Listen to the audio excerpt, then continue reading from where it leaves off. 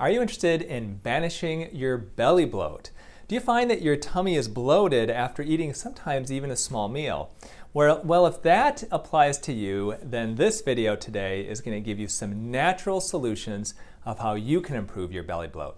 My name is Dr. Anthony Youn, and I'm known as America's holistic plastic surgeon. I help health-conscious men and women look their best by teaching them a holistic approach to beauty. And today we're going to tackle the subject of belly bloat, which is a problem for so many people.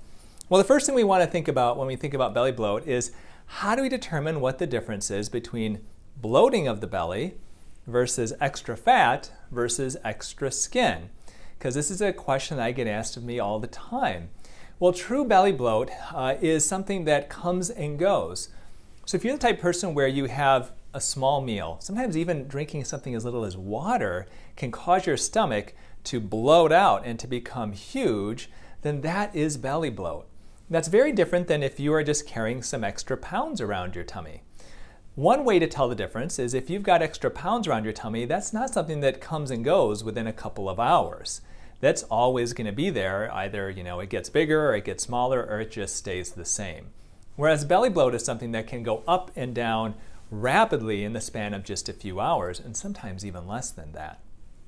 Well, how about extra skin? Well, a lot of us develop extra skin as we get older.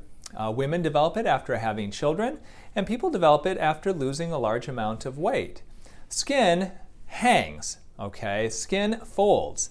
So that's one way to tell if it's skin versus fat versus belly bloat. So keep in mind, if you've got the type of belly that goes up and down large amounts, then this video will definitely help you with that. So the first thing to look at if you've got issues with belly bloat is our probiotics. Okay, so this all comes down to the microbiome. So the microbiome is a term used to describe the trillions of bacteria that we have inside our gut, inside our intestines. We're finding more and more in medicine that these trillions of bacteria are super important to the function of our body, including our skin and even our brain. But if those bacteria are altered, if they're not healthy, if they're not the good gut bacteria, then you can develop issues with belly bloat. So one way to get good gut bacteria back into your intestines is to take a probiotic. Probiotic basically is a supplement of good bacteria, a pill that you swallow and you bring good bacteria to your intestines, to that microbiome. So once again, what can happen with the microbiome is you can get gas that is produced by these bad bacteria that's not supposed to be there, causing you to bloat after you eat food. Now, what I recommend with the probiotic is to take at least 1 to 3 billion colony-forming units at a time. There's some probiotics out there that have less than that. Even there's a question of whether even 1 to 3 billion are enough when you've got trillions of bacteria in your gut. So you want to look at a probiotic with at least 1 to 3 billion CFUs.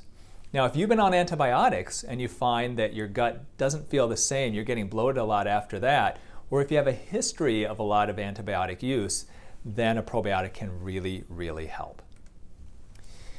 Well, on the same line, fermented foods are great too. So fermented foods are basically filled with good gut bacteria.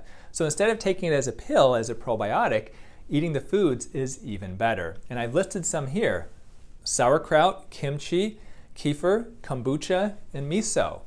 So unfortunately, the standard American diet has evolved into one that is completely devoid of fermented foods. So we're not getting that healthy gut bacteria in our foods that we used to prior to the Industrial Revolution, or that some other communities are having. Japanese, the Asian communities, they eat a lot of miso and kimchi.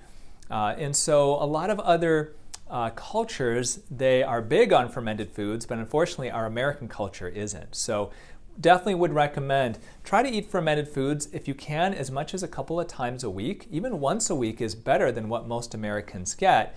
You combine that with a daily probiotic and you are really helping to nurture and to get a healthy microbiome.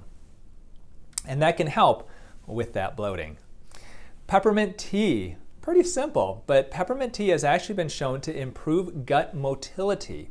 meaning that it helps things to move along, okay? And if you are bloated, you've got gas in there, gas that's stuck there that's making you look big. Drinking peppermint tea can help the gut to move that gas through, move the food through as you're digesting so it doesn't create so much gas. I recommend drinking 1 to 2 cups a day of peppermint tea. You don't usually have to drink more than that, and you may find that that bloating definitely seems to improve. And avoid dairy and gluten. Okay, now you may look at this and say, oh, I'm not lactose intolerant and I'm not celiac.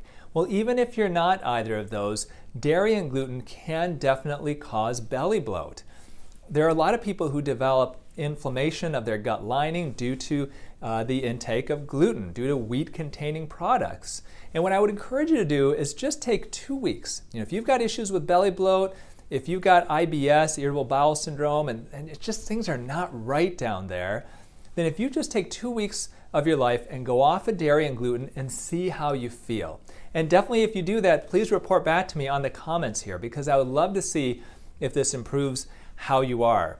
I've got many good friends in the holistic health field, and almost all of them are either gluten-free or low gluten. They try to limit the amount of gluten that they have, even though they're not celiac, because gluten can affect so many things in your body, from your gut to, some people find muscle aches improve, brain fog, even your skin. If you've got inflammation of your skin, inflammatory issues, then going off of gluten can potentially make a massive improvement. Dairy as well, that can cause inflammation in the body. Same thing with the gut lining, so would definitely recommend you go off of dairy. You try these 4 things, let me know how you do with your belly bloat. I bet you it's going to get better. Thank you so much for watching. Subscribe and check out these other videos.